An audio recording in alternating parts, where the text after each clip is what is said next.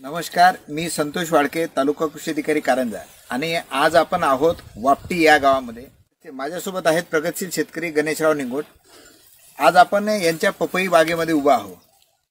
पावसाळा खूप मोठ्या प्रमाणात झाला आणि जेव्हा पाऊस खूप मोठा होतोय तर सगळ्यात जास्त धोका या पपई पिकाला होतो.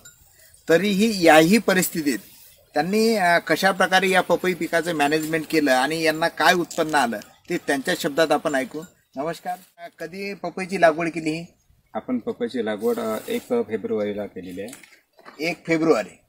बरं. आणि किती एकर आहे पपई? हे 2 एकर क्षेत्र आहे. 2 एकर पपई. किती झाडं बसले 2 एकरामध्ये? 2 एकरामध्ये सरासरी 2000 झाडं बसतात. बरं. अंतर काय ठेवलं झाडामधलं? याच्यातनी आहे 7x6. 7x6 फुटावर ही लागवड केली आणि ती मला झिगझॅग पद्धतीने लावलेली आहे. बरोबर आहे. आणि त्यामुळे त्या प्रत्येक झाडाला ती जागा भेटत असेल. झिगझॅग लावल्यामुळे त्याचे अंतर भेटायला पाहिजे किंवा उन्हाळ्याच्या पानामुळे जे ऊन लागत नाही फळांना ते याच्यात होऊन जातं. आणि आपण इथं दिसत आहे की वरंब्यावर लावली, परत मल्चिंगचा वापर केला म्हणजे तण जास्त येऊ नये त्याकरता. आणि सोबत आपण ठिबक तर कंपल्सरी पपईला असतेच, असं काही मोठं हे नाही. बरोबर आहे. आणि दुसरा प्रश्न म्हणजे मंचिंग यासाठी यावर्षी आपण वापरण्याचा विचार केला. दरवर्षी पपई आम्ही वापरत नव्हतो, पण यावर्षी आपण 1 फेब्रुवारीला लावणार आहोत आणि पावसाळ्यात हे बाग चालू होणार आहे. त्या कारणानं या पपईला फळं मे महिन्यातनी सुरुवात होईल पपईच्या फळाला. बरोबर आहे. त्या कारणानं ते जे टेम्परेचर मेंटेन व्हावं आणि फळाची साईज बनाव यासाठी आपण मंचिंगचा वापर केलेला आहे. बरोबर. आणि जर का आपण मार्चमध्ये एप्रिलमध्ये पपई लावत असाल तर या मंचिंगची खास काही अशी गरज नाही. याचा फायदा एक तर टेम्परेचर मेंटेन करण्याचा होते, दुसरा तणाचा होते. पण यावर्षी तर आम्ही तणाच्या असा म्हणजे फवारणी करायची गरज नाही पडली ना निंदाची गरज नाही पडली, कारण उन्हाळ्यातनी मंचिंग होती आणि पावसाळ्यात जे मधल्या जागेत फट्यातनी निघायचं तण होतं त्यावेळेस जूनमध्ये पूर्ण बगीचा झाकलेला होता. त्या कारणाने निघायचं गरजच नाही. आता या मल्चिंग हे लावली ज्यावेळेस पपई 1 फेब्रुवारी लावली, यामध्ये फक्त पपईच पीक घेतलं का सोबत दुसरं पण पीक घेतलं? नाही, आतमध्ये टरबूज पण घेतलं. बरं. म्हणजे ज्यावेळेस पपई लहान होती तर तुम्ही टरबुजाचं पहिलं पीक घेतलं? पहिलं पीक. ते टरबूज कधी लावलं होतं? टरबूज लावलं होतं 10 मार्चला. 10 मार्चला म्हणजे 1 फेब्रुवारीला तुम्ही पपई लावली, 10 मार्चला टरबूज लावलं. आणि टरबूज 2 एकरामध्ये किती घेतला? टरबूज 2 एकरामध्ये लॉकडाऊन असल्यामुळे काही असे व्यवस्थित पैसे नाही झाले, तरी आमचे 2.5 लाख रुपये पैसे झाले.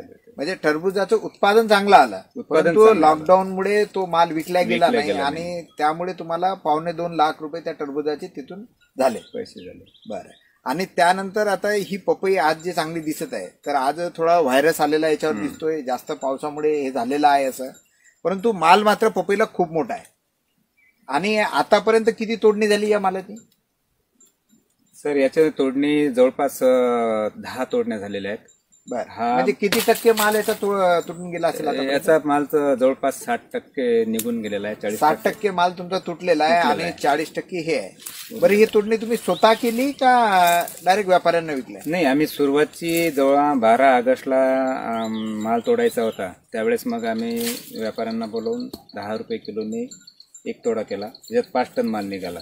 बरं. म्हणजे पहिला तोडा तुम्ही स्वतः 10 रुपये किलोने विकला व्यापाऱ्यांना आणि 5 टन माल विकला, म्हणजे 50,000चा माल तुम्ही तो पहिला विकला.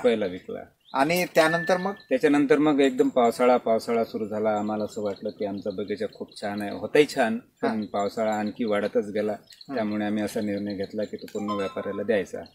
बरं. तर मग नंतर आम्ही 4 लाखाला व्यापाऱ्यांना ठोक 2 एकर जो बगीचा आहे तुम्ही नंतरचा राहिलेल्या मालासह 4 लाखाला त्याला विकला आणि त्याची जबाबदारी हा माल काढून न्यायची. बरं. म्हणजे असं तुम्हाला पपई पासून 4.5 लाखाचं उत्पादन आलं. आणि खर्च काय आला?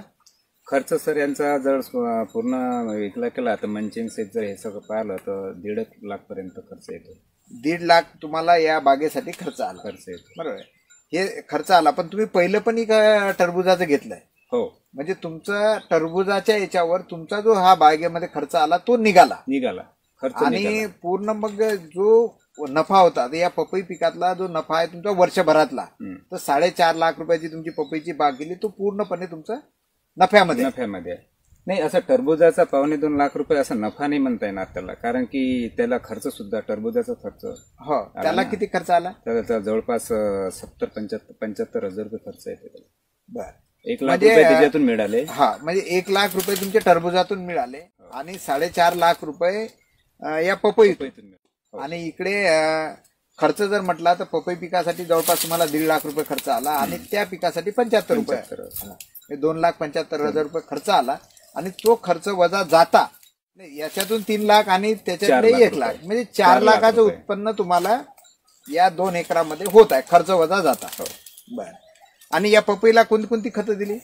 या पपईला खतं जर म्हटलं तर सुरुवातीला उन्हाळ्यात काही खास खतं द्यायची गरज नसते. लहान रोपटं असते, टेम्परेचरमध्ये तुम्ही जसे DAP, डायमोनियम फॉस्फेट, पेट्रोकेमिकल हे वापरायची गरज नाही आणि शक्यतोवर कोणत्याही पपई धारकांना वापरू नये.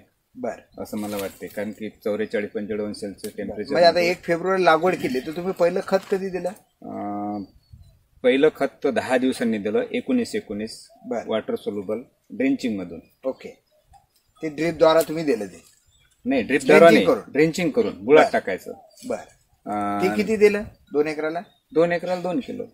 2 एकराला 2 किलो 2 किलो ड्रेंचिंग केलं पाण्यामध्ये आणि ते प्रत्येक झाडाजवळ टाकलं. हो.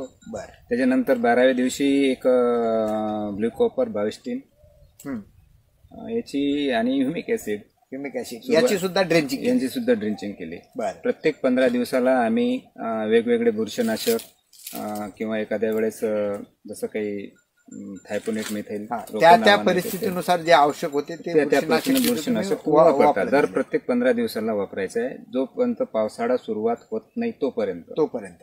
नंतर मग आम्ही बुरशीनाशक सोडणे थांबून देतो. नंतर खताचे जोपर्यंत पहिला पाऊस येत नाही तोपर्यंत आम्ही रासायनिक खतं असे म्हणजे बेसल डोस देत नाही. आम्ही वॉटर सोल्युबल खतच वापरतो.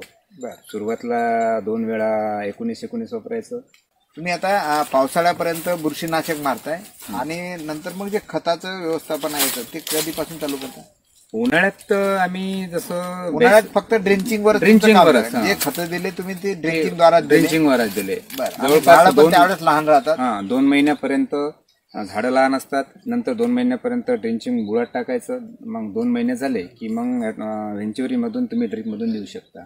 बरं, कारण की त्याची हाईट झालेली असते आणि ते ड्रेंचिंगचे याच्यातून म्हणून घेऊ शकतात. हो, लहान असतानाच फक्त तुम्हाला बुडातनी ड्रेंचिंग करायची आवश्यकता असते. नंतर मग मजुरीचा एकदा का हे पपई लावून घेतली नंतर याच्यातनी काही मोठा प्रश्न येत नाही, मजुरी हा शब्दच उरत नाही. बरोबर. आणि हे तुम्ही आता इथं मल्चिंग केलं त्यामुळे तणाचा प्रॉब्लेम नाही. तुम्ही ठिबकद्वारा पाणी देताय त्याच्यामुळे त्याचा पण प्रॉब्लेम नाही. आणि मध्ये दुसऱ्या कोणत्याच गोष्टी करायच्या नाही. तुम्ही वरंब्यावर ही लावलेली पण आहे. हो, वरंब्यावर पपई मजुरीचा नंतर जास्त खर्चच नाही, आपलं स्वतःच यायचं. बाकी एक बॅटरीचं पंप घ्यायचं, त्याला 250 ml चा जे आपल्या औषधाचा डबा मिळते ते 250 ml चा कापून घ्यायचा आणि त्याला एक बॅटरीच्या पंपानं ते छिद्र पाडून फिट करायचं आणि त्याची मोटर सुरू ऑन केली की या झाडाला 250 ml भरेपर्यंत उभं राहायचं आणि टाकून द्यायचं. एकटाच माणूस सगळं काही करू शकतो. बरोबर. त्याच्यानंतर याच्यातनी आणि समोरचा जो प्रश्न आहे तोडून न्यायचा, ते सगळे पपई व्यापारी स्वतःच तोडून नेतात. व्यापारी कुठले येतात? आमची तर कारंजा, जवळपास कारंजाचे येतात, कधी नेरचे येतात. बर. आणि किती वर्षापासून पपई घेता? मी सर हे 4 वर्षापासून पीक घेत आहे. 4 वर्षापासून हे या क्षेत्रात घेता का काही बदल करताय? नाही, प्रत्येक वर्षी आम्ही जागा चेंज करत असतो. बर. आता या 2 एकरात घेतली, पुढच्या वर्षी दुसऱ्या 2 आणि पपई मात्र पीक 4 वर्षापासून घेता. हो. म्हणजे तुम्हाला त्या पपई कसाही वातावरण राहू, मागच्या 4 वर्षात अनेक संकट आले, कधी जास्त पाऊस आला, कधी कमी पाऊस आला, पण मात्र तुम्ही सारखं पपई घेता, म्हणजे पपई तुम्हाला परवडते.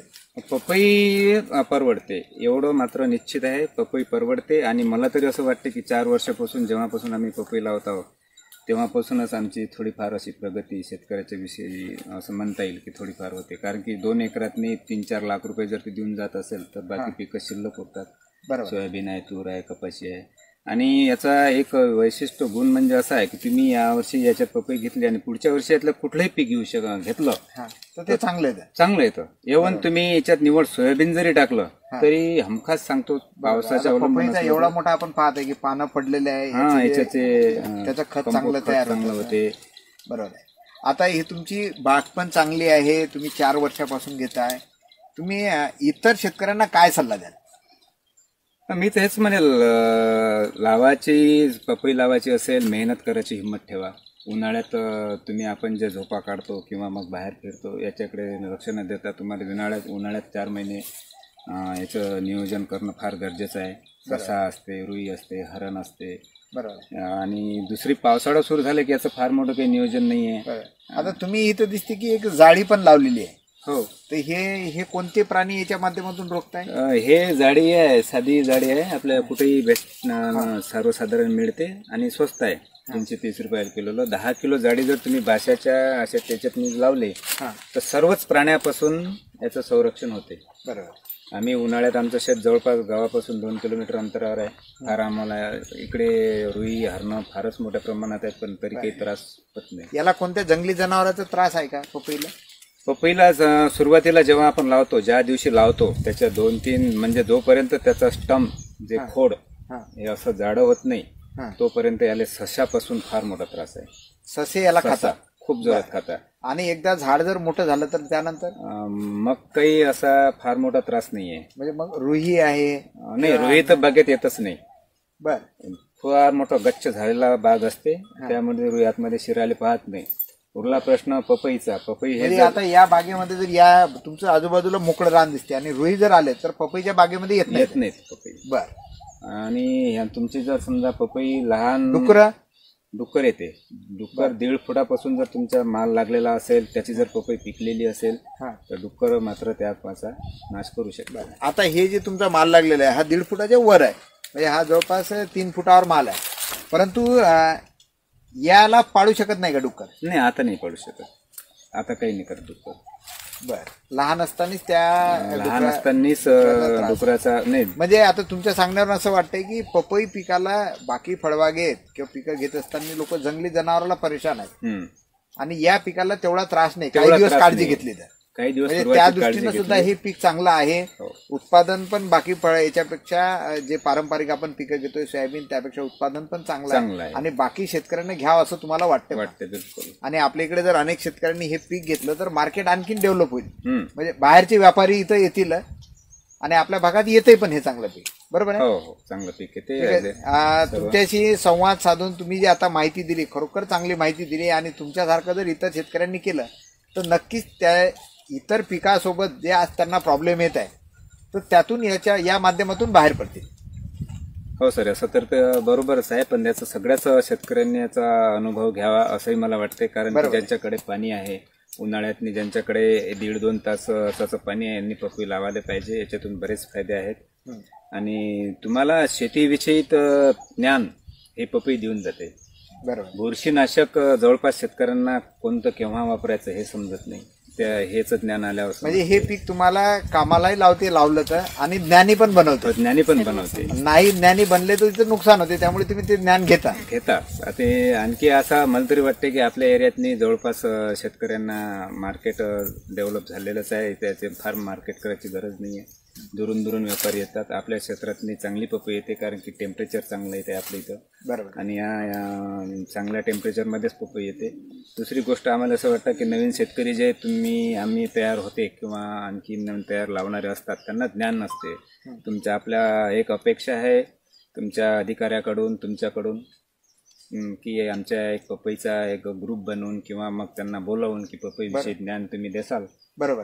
आणि ते नक्कीच सगळ्या पपईवाल्यांना जर एकत्र केलं तर आणखीन गोष्ट चांगली होईल. एकामेकाच्या माहिती एकामेकाला याच्यात सर एकच होईल, तुम्ही जेव्हा हे सगळं समजावून सांगसाल तेव्हा एक व्यतिरिक्त खर्च ज्याला म्हणता येईल, जे तुमच्या कृषी सेवा केंद्रावरून किंवा मग दुकानावरून विनाकारण व्यवहार टाळल्या जाते, ते एक खर्च कमी होईल.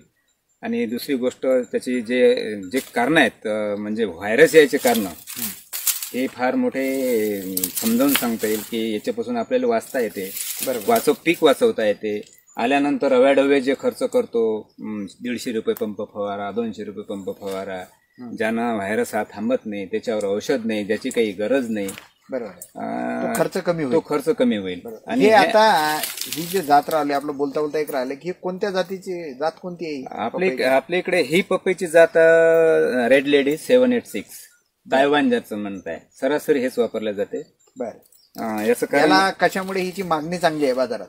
नाही, हिचं मार्केट असं आहे की हे लॉंग टर्मसाठी मार्केटिंगसाठी जसं दिल्ली पाठवणे, हरियाणा, पंजाब, बरं, तर हे माल असा कडक राहते. बाकी तुमचे जे व्हेरायटी आहेत ह्या नरम राहतात आणि ते हे दूरच्या बाजारामध्ये जाईपर्यंत हे टिकून राहते आणि म्हणून हिला भाव पण चांगला भेटतो. चांगला भेटतो. हे आता सध्या मागे तुम्ही 10 रुपये किलोने विकला हो, इथून जागेवर माल, आणि आता सुद्धा मार्केटला आता काय भाव चालू आहेत? आता सध्या 10 चालू आहेत. 10 रुपये भाव चालू आहे. 10 रुपये भाव मला तरी वाटते की सफिशियंट आहे. 10 रुपये जरी भाव शेतकऱ्याला भेटला ना, पपईचे 5 लाख रुपये 2 एकरातनी आरामशीर होतात. बरोबर. एक झाड किती म्हणजे एका झाडावर जर तुम्ही पकडलं 50 किलो जरी माल दिला तर किती टन माल झाला? बरोबर. सरासरी जर काढली ना 5 लाख रुपये तुमचे आरामशीर होतात.